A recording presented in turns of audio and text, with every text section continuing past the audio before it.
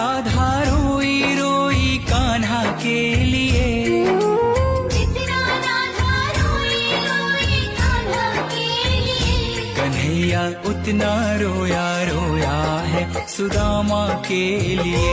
कन्हैया उतना रोया रोया है सुदामा के लिए, जितना राधा रोई रोई कान्हा के लिए, जितना राधा रोई रोई कान्हा के लिए, कन्हैया उतना रोया रोया है सुदामा के लिए। कन्हैया उतना रोया रोया है सुदामा के लिए।